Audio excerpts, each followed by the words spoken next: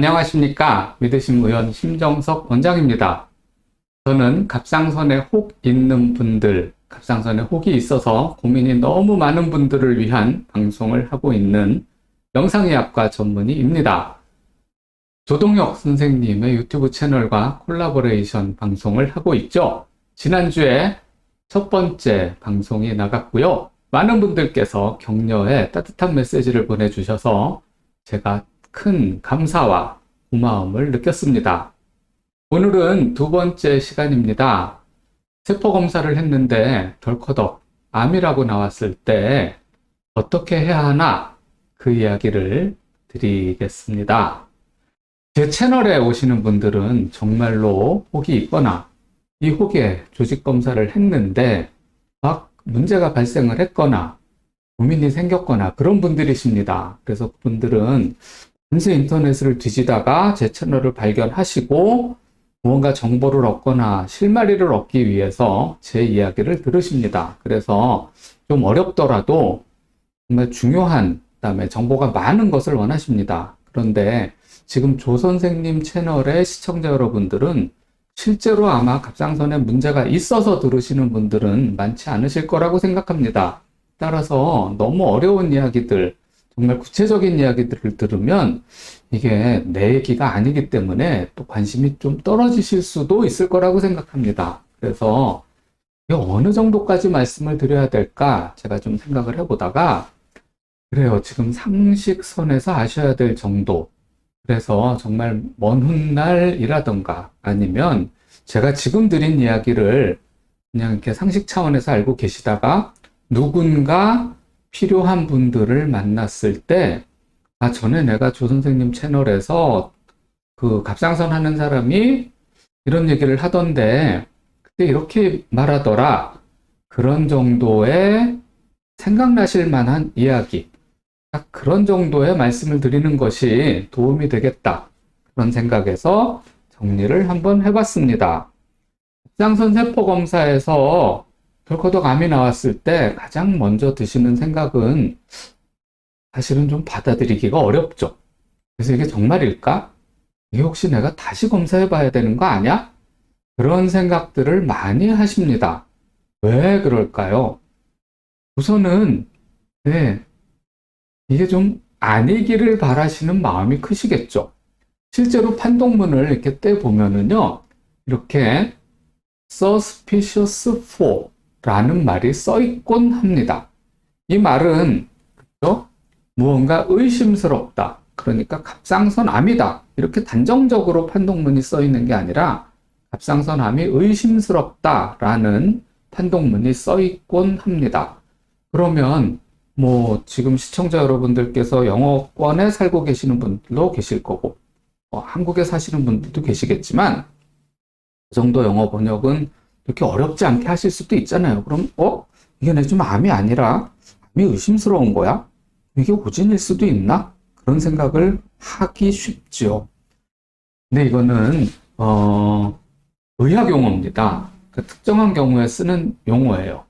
그래서 용어는 지금 병리과 선생님이 보실 때 환자분의 몸에서 나온 이 세포는 암이 의심스러운데 이 세포를 가진 분이 만약에 수술을 했다면 그분이 암으로 진단될 확률은 75%다. 이런 뜻입니다.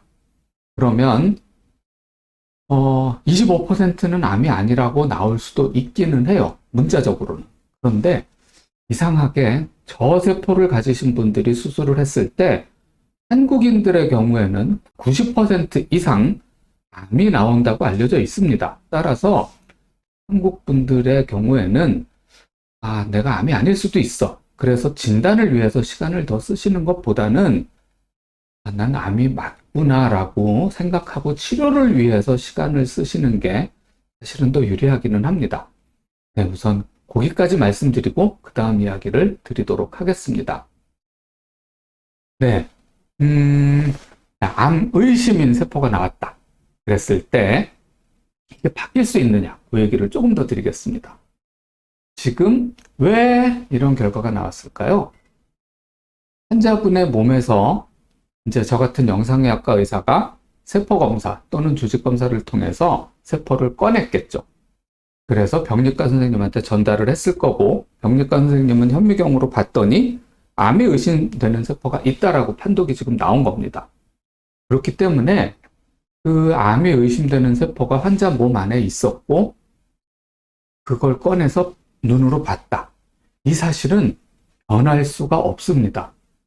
정말 기초적인 잘못을 해서 환자분의 세포가 바뀌었다거나, 그렇다면 이제 이게 뒤바뀔 수 있지만, 요즘 질 관리가 어느 정도 되고 있는 이 의학 시스템 안에서 그런 일은 사실상 벌어지지 않기 때문에 환자분의 몸에서 암이 의심되는 세포가 나왔다. 그건 바뀌기가 정말 어렵습니다. 그러니까 이 진단이 바뀐다. 그거는 매정한 말씀입니다만, 그걸 기대해서 지금부터 뭘 다시 해보겠다. 그쪽으로는 시간과 노력을 소모하지 않으셨으면 하는 게 제가 오히려 드리고 싶은 말씀이고요. 반대로 괜찮다고 나왔을 때는 오히려 바뀔 가능성이 있습니다. 예를 들면 이 몸 안에 정말로 암 덩어리가 있다 치죠. 그런데 무언가 기술적인 이유로 채취를 하는데 막상 암세포는 안 나오고 암세포가 아닌 세포가 나올 수는 있어요. 그러다 보니 병리과 선생님 눈앞에 전달된 세포는 암세포가 아닌 거죠. 그러면 아무리 훌륭한 병리과 선생님이라 하더라도 암세포는 몸 안에 있지만 전달된 건 딴 세포라면 판독은 괜찮다고 나오겠죠? 그렇기 때문에 재검사를 했을 때 이게 괜찮다고 나왔던 게 나중에 암이라고 바뀔 확률은 오히려 있어요. 이 말씀을 드리면 오히려 이제 괜찮다고 나온 분들이 막 그 혼란에 빠지실 가능성이 있어서 이 말씀을 드릴까 말까 하다가 그래도 이건 사실이니까 드리기는 하는데, 이 결과가 바뀔 수는 있어도 암이라고 나온 게 바뀌는 건 정말 어렵다. 이게 이렇게 알아두시는 게 맞습니다. 자, 그 다음에 이제 정말 그래도 나는 정말 암이라고 나온 이 결과가 믿어지지가 않아 라는 마음이 지워지지 않으실 겁니다. 그런 분들께 이런 현실적인 대안을 드리고 싶습니다. 이제 저처럼 조그만 병원에서 암이라고 진단받으신 분들이 더더욱 이거 다시 검사 받아보고 싶어 그런 생각들을 하시거든요. 그러시면 이제 어차피 치료는 저희 같이 작은 병원에서 하시는 게 아니니까 큰 병원에 가시게 될 거거든요. 그때 저희 병원 같이 작은 병원에서 채취한 그 조직 슬라이드라고 합니다. 그 슬라이드에 환자분의 몸에서 나온 그 세포가 들어있거든요. 그 슬라이드를 가지고 수술이 가능한 큰 병원에 이제 가시는 거예요. 가셔서 그 병원에 제출을 해요. 그러면 그 병원에 있는 병리과 선생님이 그 슬라이드를 다시 판독을 하시죠. 그래서 그 선생님이 다시 봤더니 예를 들어서 저희 병원처럼 작은 병원에 판독하시는 분이 혹시라도 이게 경험이 적어서 암세포가 아닌 걸 잘못 판독해갖고 암이라고 판독을 잘못하셨다면 이제 수술하실 병원의 선생님이 보고 이건 암이 아닌데 이렇게 재판독을 해 주시겠죠.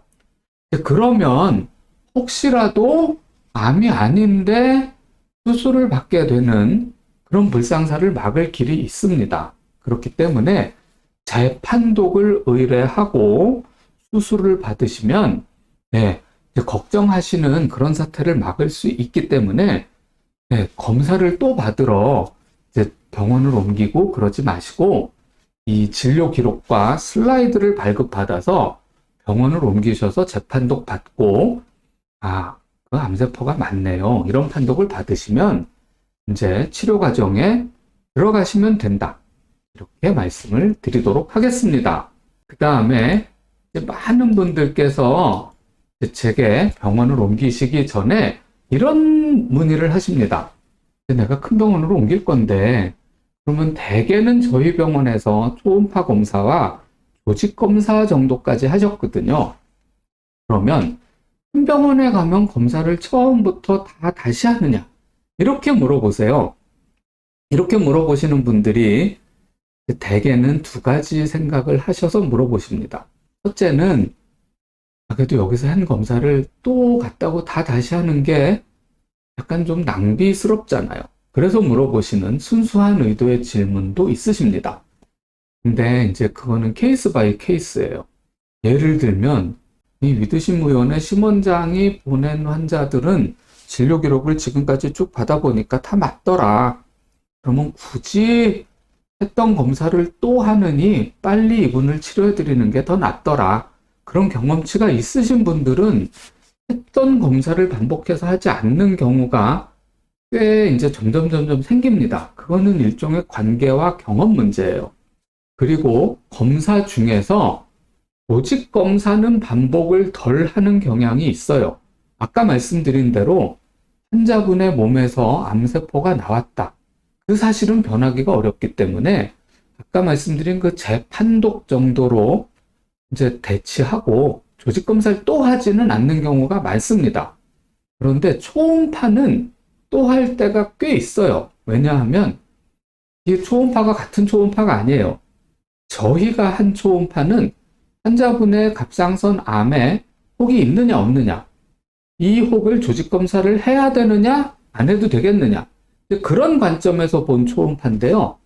이제 옮긴 병원에서 볼 초음파는 이분을 수술을 해야 되는데 수술 범위를 이쪽 갑상선만 할까? 아니면 양쪽을 다 할까? 아니면 림프절도 포함을 해서 절제를 할까? 아니면 범위를 조금 더 넓힐까? 그런 관점에서 하는 거기 때문에 이게 달라요.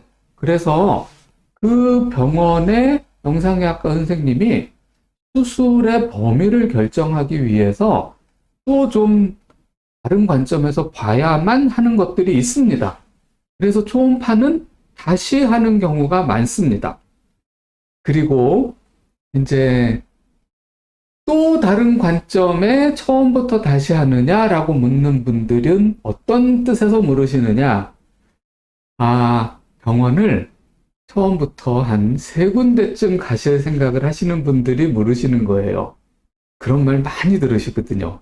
이게 이제 조 선생님 방송에서 나갈 거기 때문에 한국에 사시는 분들도 보실 테고 미국에 사시는 분들도 보실 텐데, 미국에 사시는 분들은 이 여건상 이게 병원을 막 쇼핑하듯이 여러 군데 다니시는 게 현실적이지 않으실 수도 있을 것 같아요.